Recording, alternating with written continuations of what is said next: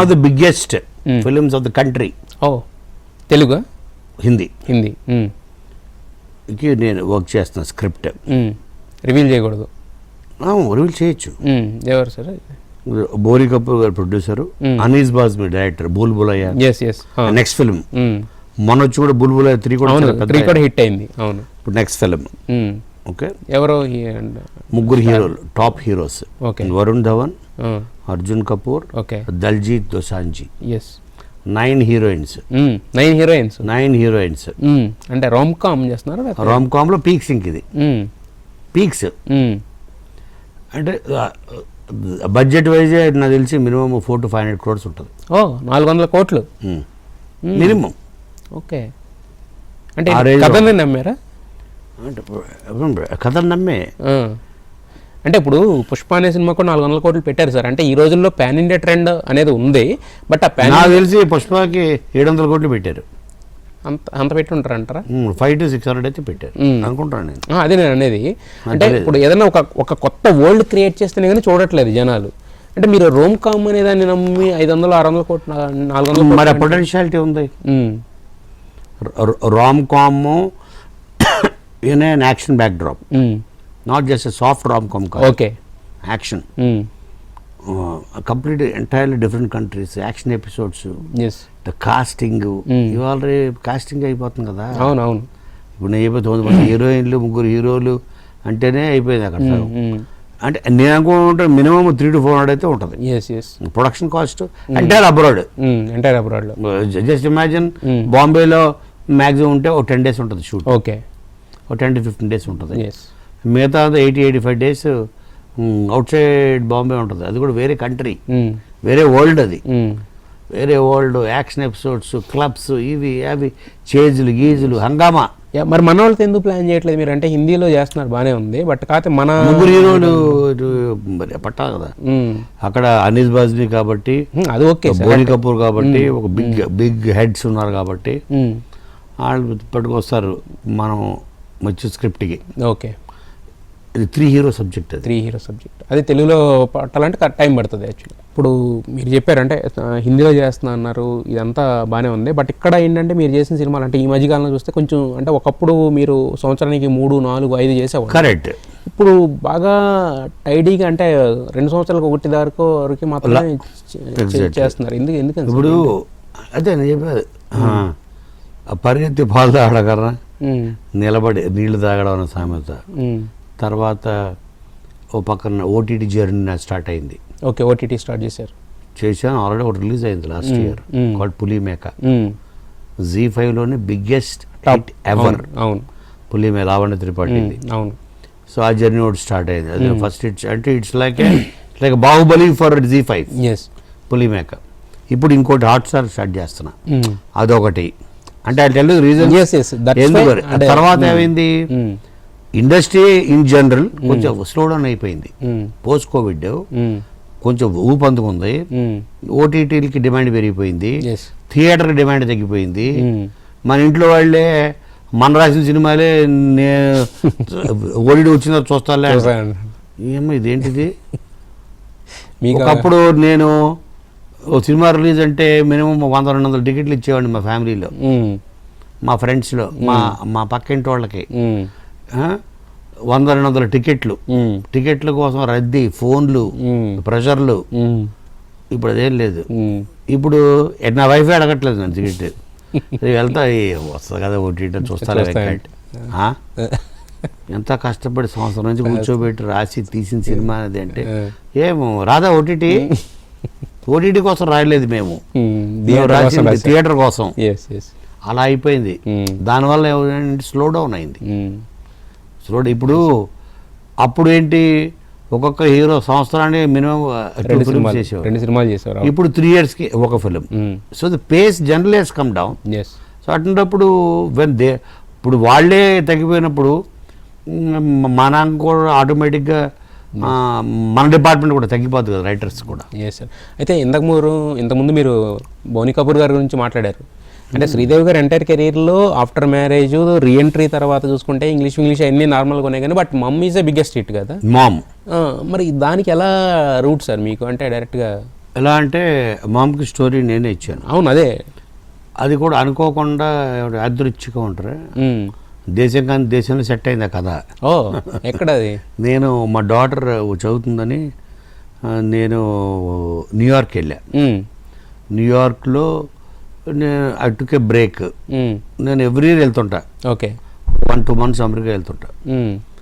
ఆ బ్రేక్ తీసుకున్న టైంలో న్యూయార్క్లో అలాగా ఆ టైమ్ స్క్వేర్లో తిరుగుతున్న ఒక సాయంకాల సమయంలో నా ఎవరో కోన అని పిలుస్తున్నారు. ఎవరన్నా నన్ను కోనాకని పిలుస్తున్నారంటే చూస్తే ఈయన బోని కపూర్ గారు. సార్ పరిచయం ఉంది, అప్పటికే పరిచయం ఉంది ఆయనతో. అప్పటికే నేను రెడీ సినిమా అక్కడికి సల్మాన్ ఖాన్ తోటి చేయడం, ఆ జర్నీ. అదే టైంలో ఈయనతో నా పరిచయం, ఇలా చాలా జరిగాయి. సార్ మీరేంటి సార్, ఆయన శ్రీదేవి గారు, ఇద్దరు జాన్వి ప్లస్ ఖుషి, ఇద్దరు డాటర్స్.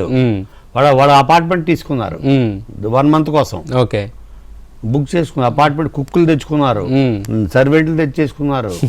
ఒక 1 month 2 monthsకి ఓకే హాలిడేకి మొత్తం అంత సరంజామాతో వచ్చేసారు. బట్ సార్ మీరేంటి ఇక్కడ అంటే, ఇలాగా వచ్చాము, ఇక్కడే తీసుకున్నాం అపార్ట్మెంట్. అవునా అంటే, ఏంటి మేడం ఏం చేస్తున్నారు అంటే, అదే చూస్తున్నాను నేను, నీ దగ్గర ఏమైనా ఉందా అని అడిగారు. అని అడిగితే అప్పుడు నా దగ్గర ఒక ఐడియా ఉంది, మీకు రేపు మార్నింగ్ చెప్పమంటున్నాను. అయితే రేపు మార్నింగ్ బ్రేక్ఫాస్ట్కి వచ్చేసి అంది ఆవిడ. ఓకే. ఇంట్లో మంచి సౌత్ ఇండియన్ కుక్ ఉంది, మంచి దోశలే ఇస్తాను మీకు.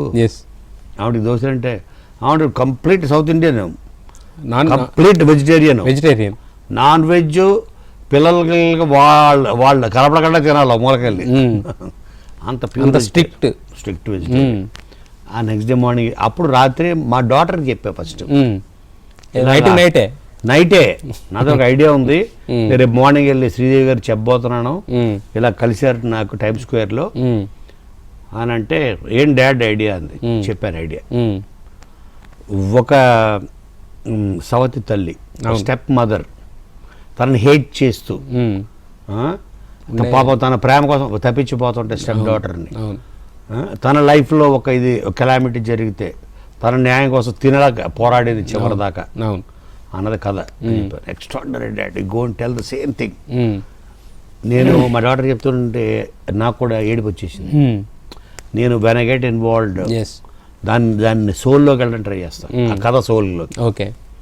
అలాగే నెక్స్ట్ డే మార్నింగ్ బ్రేక్ఫాస్ట్కి వెళ్ళి దోశలు తిని ఆయన్ని కూర్చోబెట్టి, ఆయనకి ఫోన్ మీద ఫోన్లు వస్తుంటాయి. సార్ మీరు చాలా డిస్టర్బింగ్ ఉన్నారు, మీరు కాసేపు బాల్కనీకి వెళ్ళి మాడుకోండి. ఆవిడే అంది, మీరు కాసేపు బయటకు వెళ్ళి మాడుకోండి. నో శ్రీ వద్దు, మీరు వెళ్ళండి, నేను కొనగారు కూర్చుంటాం అంది. పంపించేసింది. స్టార్ట్ కొనా అని మళ్ళీ ఆయన ఫోన్ చూసి 1 minute, హలో బై మా ఇదారు. ఆవిడ చూసింది 2 సార్లు, మీరు బయటికి పండి అంది.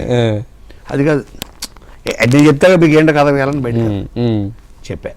నేను 15-20 minutes షీ వాజ్ టచ్డ్.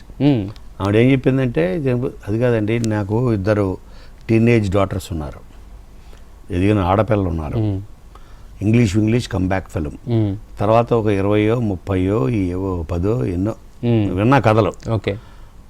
అందరు చెప్తున్నారు, కానీ నాకేదో ఇప్పుడు ఏదో పెద్ద కెరియర్ని మళ్ళీ తీసుకెళ్ళి నేను ఒక 8 సింహాసనంలో కూర్చోబెట్టాలి అని నాకు జీరో. నాకు అటువంటి, బట్ నా డాటర్స్ చూసి ఎంజాయ్ చేయాలి. They should like and appreciate what I'm doing. అది నాకు ఎవరు చెప్పట్లేదు అని ఆవిడ చెప్పింది ముందు రోజు. అయితే మీరు కరెక్ట్, నేను మీరు పొద్దున చెప్తాను, ఒక ఐడియా ఉందని. అలా ఇద్దామని చెప్పి షీ వాజ్ టచ్డ్. వెంటనే ఆయన పిలిచింది, told fantastic line, I love this and I'm doing this. నువ్వేం చెప్పేసే బాబు ఆ 10 minutesలో అన్నాడు. అలాగే అక్కడి నుంచి 1 year ఐ టుక్, ఆల్మోస్ట్ ఒక 6 to 8 months డెవలప్ చేసి వెళ్ళి చెప్పి, అలాగా మామ్ హ్యాపెండ్. అలాగే ఏంటంటే క్వాలిటీ ఫిలిమ్స్ ఇప్పుడు ఇక్కడ చూసుకుంటే లాస్ట్ వాల్తెర వేరే చేసాము Chiranjeevi garu, big films whatever. So quality films ఏదో number is not important. But కాకపోతే మధ్యలో జిన్నా లాంటి సినిమాలు కూడా టచ్ చేశారు కదా సార్. జిన్నాకి మొత్తం మీరే కదా రైటింగ్? అంటే ఏమంటారు, పెద్దరికో రైటింగ్ అనుకోండి, కథ మన నాగేశ్వర రెడ్డి గారిది. అవును, కథగా నాగేశ్వర రెడ్డి గారి. బట్ ఏంటంటే మనకు ఆయనతో ఉన్న సాన్నిధ్యం, ఆయన ఎప్పటికీ పిలిచినట్టు నేను వెళ్ళిపోతాను. బట్ మీకు తెలుస్తుంది కదా, అంటే ఇప్పుడు మనం చెప్పడం అనేది మినిమం ఉంటుంది కదా, ఏది అంటే మనకి కథ వినంగానే అర్థం అవుతుంది కదా. For me or for anybody, Ginna is definitely like it's not a bad film. అయ్యే బాబాయ్ తలనొప్పిరా అలాంటి సినిమా అయితే కాదు, అలాంటి సినిమా డెఫినెట్ కాదు. ఓకే, బట్ ఆ సినిమాకి రావాల్సినంత ఇది రెస్పెక్ట్ అండ్ రెవెన్యూ రాలేదు. చాలా నమ్ముతారు అదే ఈ మధ్యకాలంలో. అంటే అంటే ఒక సినిమా హిట్ అయితే ఎలా అయితే నెత్తి మీద పెట్టుకుంటున్నారో, ఒక సినిమా బాగోపోతే దాన్ని అంతే దారుణంగా ట్రోల్ చేస్తున్నారు సోషల్ మీడియా పెరిగిపోయిన తర్వాత. మరి జిన్నాకి అదే కదా జరిగింది యాక్చువల్గా. జిన్నాకి కూడా అంటే ఆయన అదే టైంలో, దానికి ముందు ఆయన సన్ ఆఫ్ ఇండియా ఒక సినిమా చేశారు. అవును, అప్పుడు కూడా అలాగే ట్రోల్ చేశారు. అంటే అదే టైంలో వచ్చింది ఈ సినిమా, అంటే అదే టైం వచ్చింది, ఆ తర్వాత వచ్చింది సినిమా. అవును అవును. ఓకే, మేబీ దాని తాలూకు ఎఫెక్ట్ కొంత దీని మీద పడింది. But as a film, as a quality of the film చూసుకుంటే it is a very high quality film.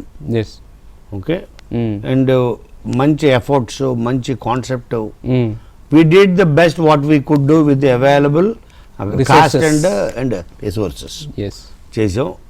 I have no regrets, nobody has any regret at neither we for doing for done Jinnah. No one has any regrets. But నేను ఈ రోజుకి మోహన్ బాబు గారికి చెప్తుంటా, అన్నయ్య మీరు చేసిన biggest mistake ఏదైనా ఉంటే son of India. అది నాకు ఇష్టం లేదు. ఎందుకు ఇష్టం లేదంటే ఎక్కడో మిస్ఫైర్ అయిపోయింది అది.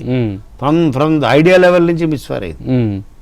అంటే ఒక రాంగ్ దాన్ని తీసుకో, ఇది ఇది ఇది అలా కాదు, ఇది అలా కాదు. బట్ ఇది it got overshadowed or bulldozed by the previous releases of the you know